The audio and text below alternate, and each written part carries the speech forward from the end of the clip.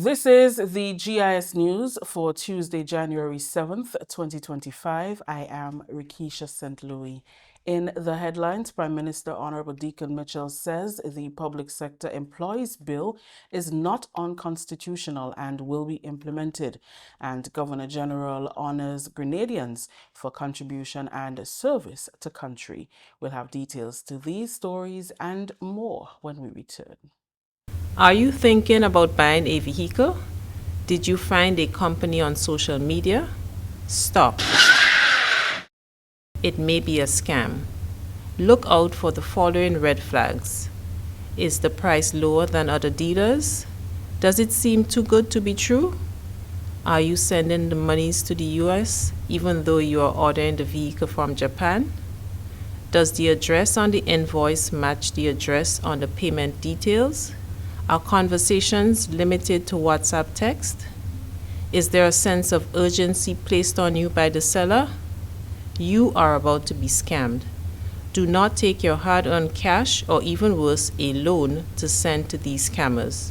Once the money leaves Grenada's shores, you are not likely to get it back. Consider buying a vehicle already on island from an individual or a car dealer. Beware of these scammers. If in doubt, it's best to stay out.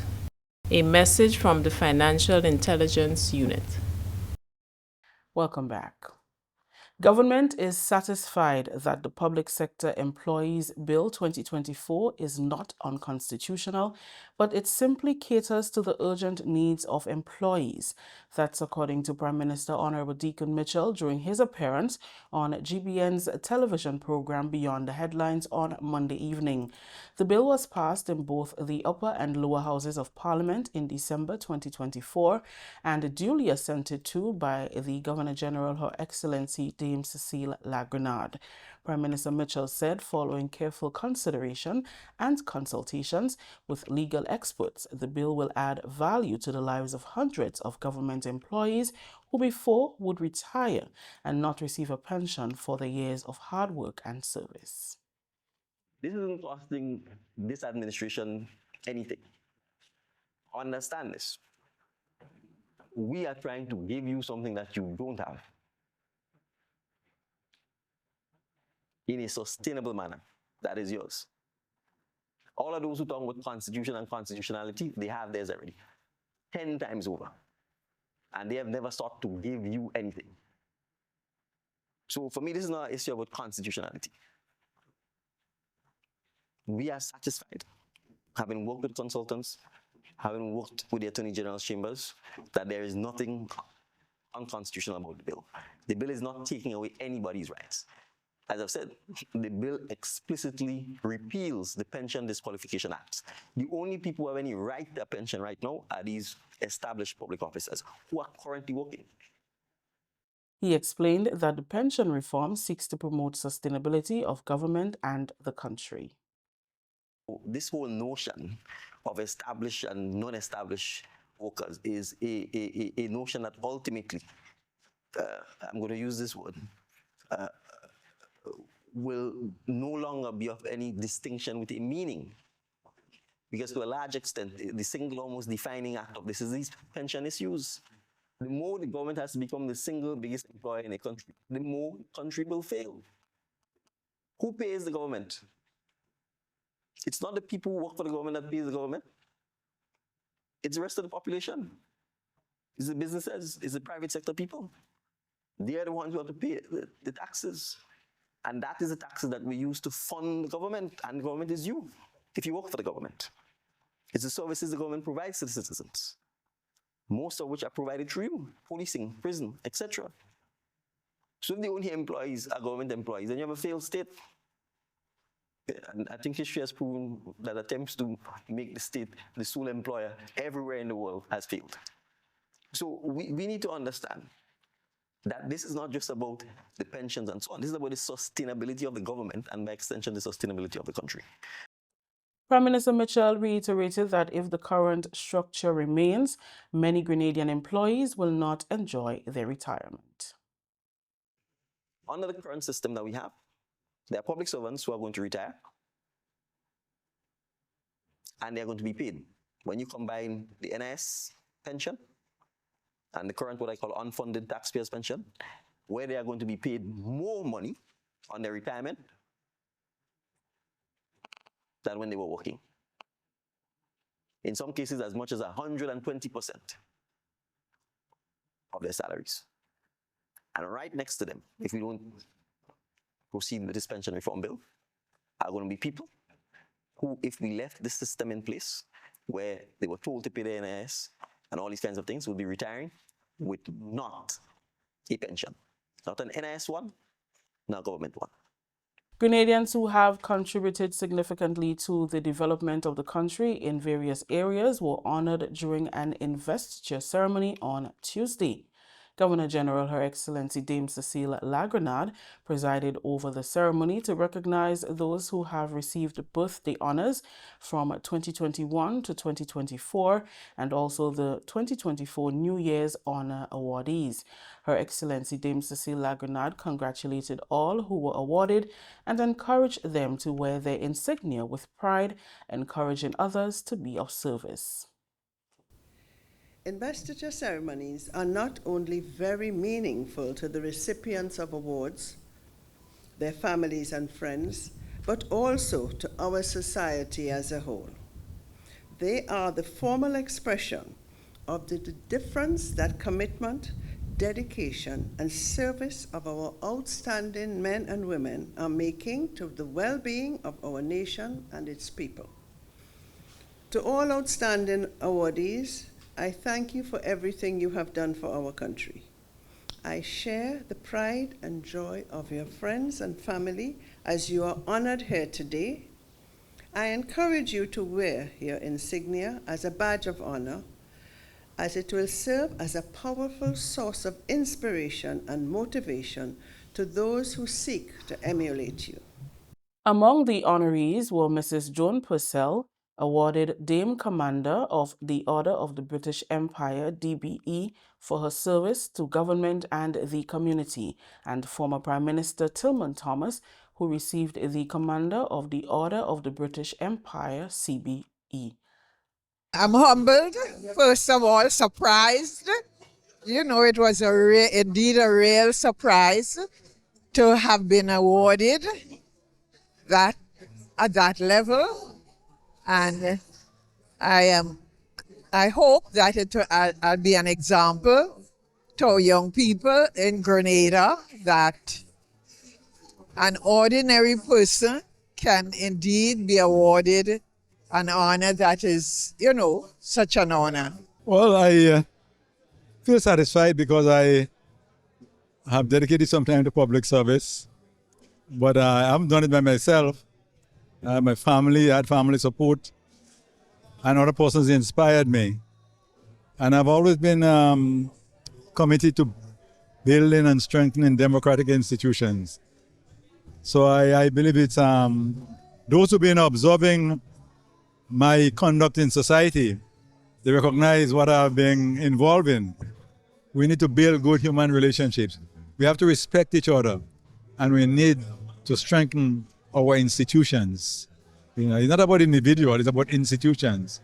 Respect our institutions and create an atmosphere where our young people could get involved in improvement and to contribute to national well-being. On the 2024 birthday honors are Mrs. Joan Purcell, DBE, Miss Agnes Dorothy Leslie, member of the British Empire for services to community, Mrs. Elizabeth Forsyth, and Mr. Gerald Bethel, awarded the British Empire Medal BEM for services to education and contribution to entrepreneurship, respectively. I am really excited and grateful for the acknowledgement of my efforts, which I never knew was making such an impact, you know, and I really thank God that He has given me this honor today. I just want to encourage all of Grenada to give your all to your nation, you know, because whatever we give, the Lord gives us in return. And I'm grateful that my father taught me that wherever I go, whatever I do, go in there with my 2 feet and work as hard as I can. And when I'm leaving, leave with my 2 feet so that, my impact can be felt. And, that has guided my steps throughout everything that I have been involved in. And I'm so grateful. The 2024 New Year's Honours recognized Mr. Neil Ferguson, member of the British Empire for Culture, Mr. Leroy Joseph, Order of the British Empire for Policing, Ms. Christina Batson, member of the British Empire for Education, Mr. Alwyn Eno for Entrepreneurship, and Bishop Dave King, British Empire Medal for Religious Affairs and Social Work. I feel humble and appreciative on receipt of this prestigious award. Hard work pays off, and I'm happy to know I'm recognized for the effort put into after 36 years of serving in immigration from 87 to 2023. I believe it pays off today, and I'm very happy. And I believe I can do all things through Christ that strengthen me. And it was hard work, but I made it at the end, and I'm happy to be here today. Order of the British Empire were awarded to Mr. Richard Duncan and Mr. Paul Phillip for banking and contributions to sports, respectively. Mr. Kimberlyn Mills, member of the British Empire, for contributions to sports and culture, and Dr. Clinton Lewis for humanities in 2021.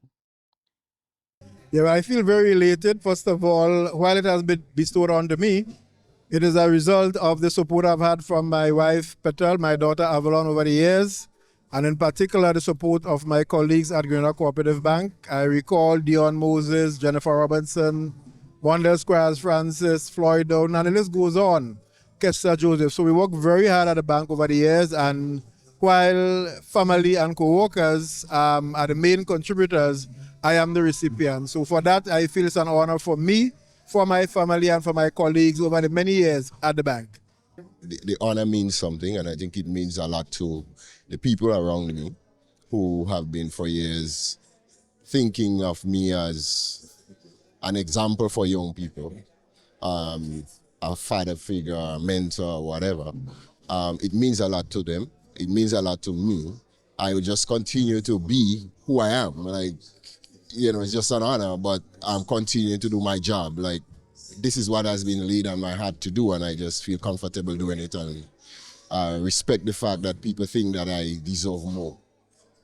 Continuing the news, local poultry company Grenada Chickin Farm Limited commenced the new year with a goodwill gesture that is expected to enhance agricultural education programs within schools, teaching students about animal rearing, the business of farming, and the importance of local consumption. Kyron Costdale, head of the organization, donated 300 layers to the 4-H unit within the Ministry of Agriculture following discussions with the Inter-American Institute for Cooperation, EECA. A delegation from the Ministry of Agriculture and Lands, Forestry and Marine Resources collected the layers on Monday at the company's farm in Philipsburg, St. Andrew. The agribusiness entrepreneur expects that the collaboration will educate and inspire the next generation of agricultural leaders by exposing them to the poultry industry. Thanks again for giving us the opportunity to donate these lively chicks to the ministry. Again, this is a collaborative effort, and we look forward to working with the ministry going forward to provide vibrant chicks to the local economy at a cheaper price so we can shore up our food security on the island, because at the end of the day, if we can feed ourselves, we can better ourselves without having to depend on others for our meat. So these chicks, they're now a couple days old, 2-3 days old. They should start laying by June. And I'm also donating the egg trays so that the schools can earn some income by selling the eggs by the trays. It's a very good initiative because we want to get the young people involved as early as possible, because it's not all about, working in an office. The guy working in the office, he needs to eat as well. So the food comes from somewhere. It's not just, snap your finger and go to the store and the food is there. You have to grow the food, harvest the food, process the food, and getting them involved in the process as early as possible gives them an advantage, because they will know that there's additional sources of earning an income as opposed to, the 9-to-5 regular jobs that some of the students are being pushed into. Gregory Del Sol, National Specialist for the Inter-American Cooperation for Agriculture, described the initiative as a collaborative venture that can support the school feeding program and other activities within schools. It's a collaborative thing. Mr. Crossdale reached out to us. We reached out to the ministry. Mr. Crossdale is providing the layers, the birds, yeah. And next week Friday, he's going to provide us with some broilers as well.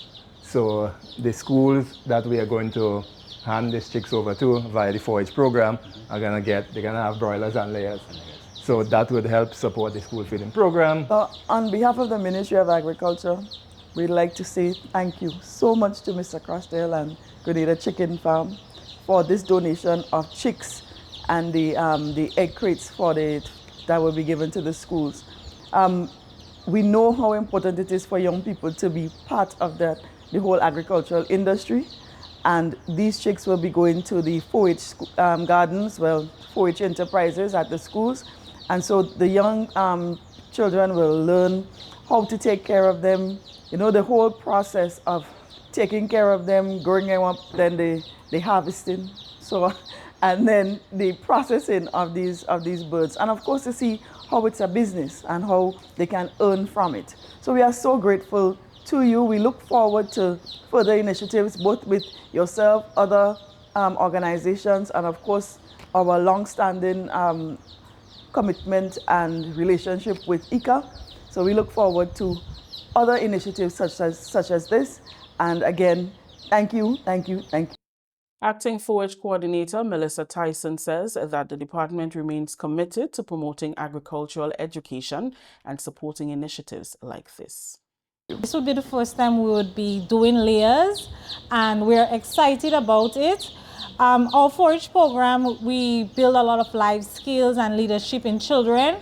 So this will not only be a venture for them to learn about layer production, it's also an opportunity for them to see the business aspect of it, to how you grow it from start to finish, the different aspects of poultry production, especially the egg production, which would be something new. The Ministry of Agriculture and Lands also donated feed to support the poultry ventures for the 4-H unit. Grenada Chickin Farm Limited is a family-owned poultry business that was established in 2017 in Felix Park, St. Andrew. This is the GIS News. When we return, registration is open for the 2025 Made in Grenada Independence Expo on February 7th. Climate change is real, bringing hotter days and less rain. Less rain means less water, so it's crucial for us to conserve water at home. When washing my vehicle, I use a bucket with rainwater that I have stored. This is how I save water. What are you waiting for?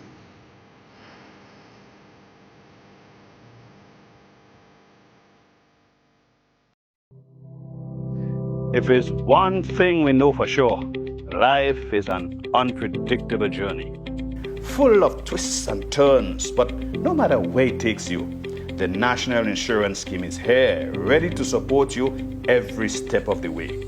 Sickness benefits ensures that you can focus on recovery, not financial stress. Maternity allowance and grant provides essential support to start your beautiful journey of parenthood. The unemployment benefits act as a safety net, giving you peace of mind during challenging times. Employment injuries can be daunting, but NIS provides comprehensive coverage, including injury benefit, medical expenses, disablement, and death benefits. At NIS, your well-being is priority. Now you can face challenges confidently, knowing that support is just a claim away.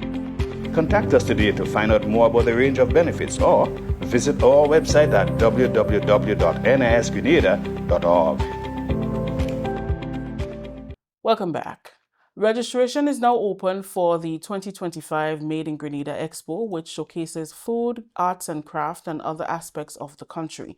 The expo is part of activities held to commemorate independence on February 7th.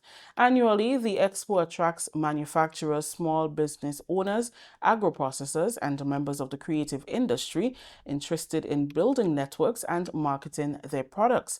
Ms. Nacelle Regis, Trade Information Officer within the Division of Trade, told GIS registration will close on January 24th at 4 p.m.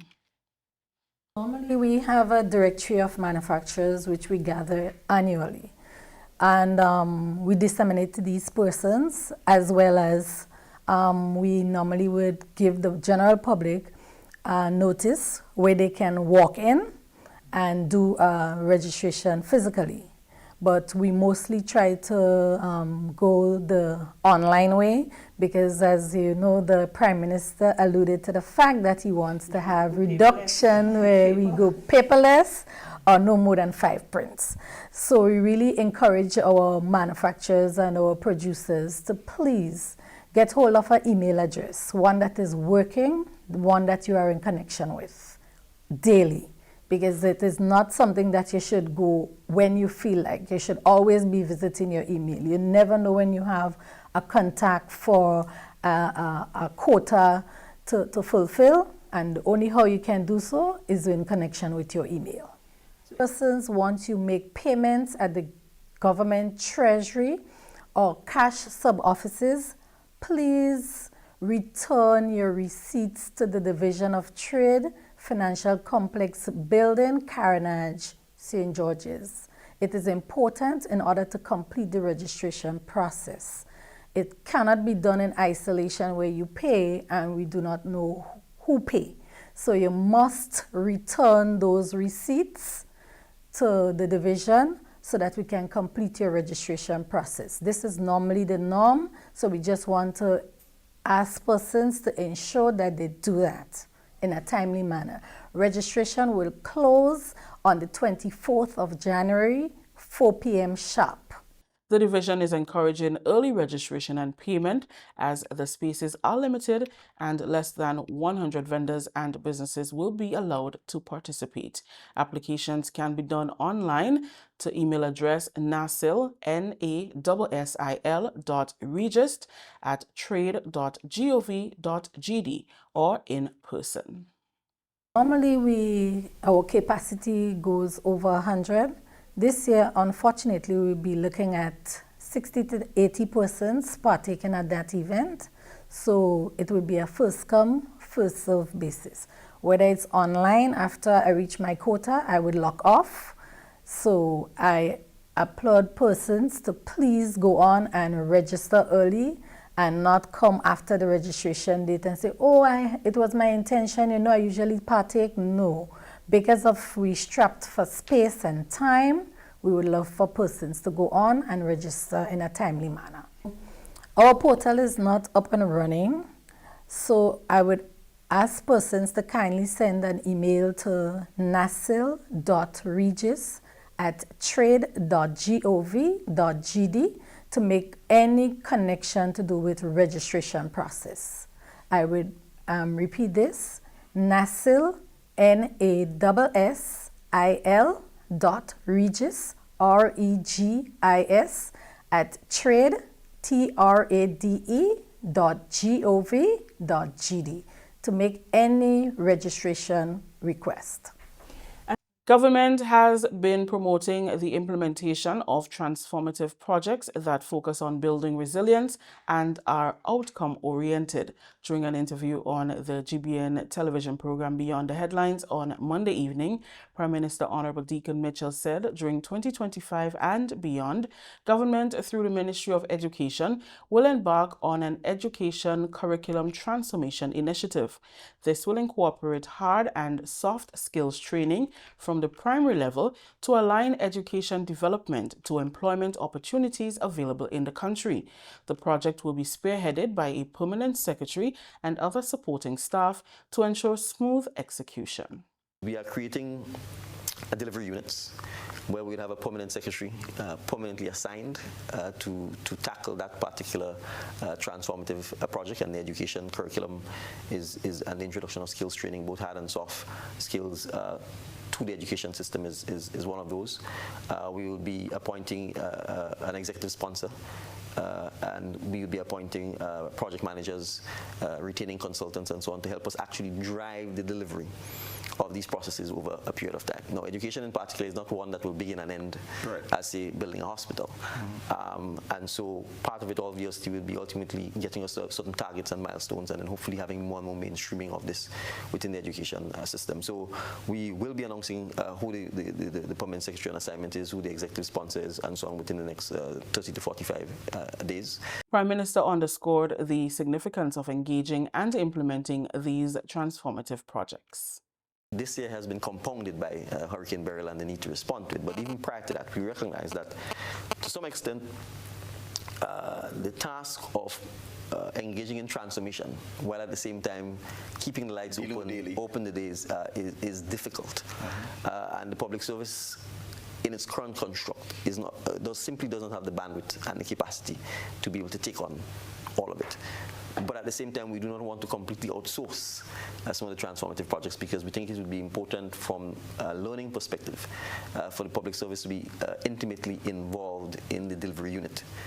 Particularly, hence we want to have a permanent secretary on assignment, because we believe some of the culture, the ethos, the modalities, the procedures, the procurement, all of that will ultimately help to make the public service more efficient and more outcomes oriented, because this is one of the critical thing, and it's one of the challenges we face in the public service, that we have to projectize, if I may use that term, a lot more of what we do. There has to be a beginning and an end, and sometimes the things that just never ends, which means it never gets done. So we're hoping that by taking that approach, it will allow the public service to continue doing what we would call the normal run-of-the-mill stuff, and be efficient at it and learn from some of the delivery units. But at the same time, we need to have dedicated teams of people who, when they get up in the morning, the only thing they think of is how do I put Grenada on a path to make sure that the education curriculum reform takes place, and that by 2026, 2027, we can show measurable progress in introducing skills training into a curriculum system, in building the centers of excellence where our students can, in fact, get that type of education, in mainstreaming it to the point that when you get to Form 1, Form 2, or Form 3, you can decide with right guidance and counseling, I don't need to spend the next 2 or 3 years of my life, quote unquote, beating books, when my passion, when my talent is in fashion design, right? And therefore, let me study the theory of fashion design. Let me study whatever academic aspects of it that I need, so that when I get into the practical side of it. No longer will students be allowed to focus on passing a subject that they may never use as an adult, but emphasis will be placed on nurturing talents and skills at an early age that can create employment in the future. At the primary school level, the Ministry of Education has been introducing more and more skills, what I would call departments within the primary schools themselves, so that the children get basic exposure to some of it. We want to make sure that we push not just quantity but quality education. So you'd see that the Minister of Education has talked a lot about centers of excellence, because we think it's important, because of our population size, to make sure that we can focus. We will not be able to do every skill, right? But we think it's critical to focus on some key areas where we feel confident that, one, the skills are absolutely needed in Grenada, regionally and internationally, and where there's growth for that, so that when people are educated, they don't have difficulties finding the jobs. And second, the areas where we believe there is natural growth. It means our education system, we intend to build a new hospital. It doesn't just need doctors and nurses. It needs a host of career professionals to support that. It therefore means, both from an education and even from a scholarship and an investment point of view, we are going to have to make the decision to say, if we want our people to benefit from this, we are going to have to give more scholarships. We are going to have greater focus on education and skills that, in fact, align with the specific goal, because we believe if we get it right, it could be a transformative thing for the economy of Grenada. Transformative projects are also on stream for agriculture, climate resilience, health, tourism, and other key pillars of the economy. Finally, in news, the Inter-American Cooperation on Agriculture, EECA, has made a contribution of 400 chicks as part of wider efforts to support farmers in the aftermath of Hurricane Beryl. EECA National Specialist Gregory Del Sol handed over the chicks and feed to the 4 benefiting farmers.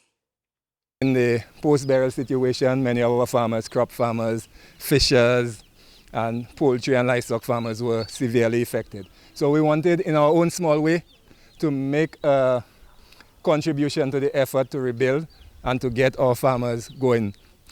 This farmer was just explaining to me that he lost his pen, that he's trying to start back. So we are happy that we can play a role in helping him start back and helping other farmers start back their poultry operations. We are trying to assist 14 farmers in Grenada and Carriacou. 6 will be carriacou farmers and 8 will be on the mainland of Grenada. So we are giving about 1,400 day-old chicks, 700 layers and 700 broilers to those farmers, and a donation of feed for the entire life cycle of the chicks. So we are happy to do that, and we hope it will make a dent in our food security and in livelihoods of the farmers that we are supporting. So on behalf of our representative, Mr. Greg Rawlins, I want to say to the Ministry of Agriculture and to the farmers that EECA is a partner and a friend in the whole effort to build the agricultural sector, not just here in Grenada, but across the hemisphere where we operate. This initiative is expected to improve self-sufficiency in Grenada through increased production in poultry and reduction on the reliance of imports. Permanent Secretary David Hopkin is hopeful that the initiative can empower local farmers with the resources and support necessary to expand their operations and contribute to a robust national food supply.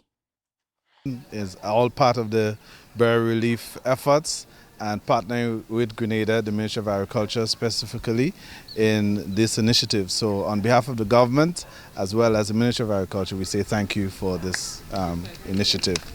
EECA continues to support member states, including Grenada, with knowledge, capacity building, and other activities. This initiative is expected to complement Component 4 of the World Bank-funded Food Security Enhancement Project, which prioritizes support for the livestock and poultry industry. That story just ended the GIS News for Tuesday, January 7th.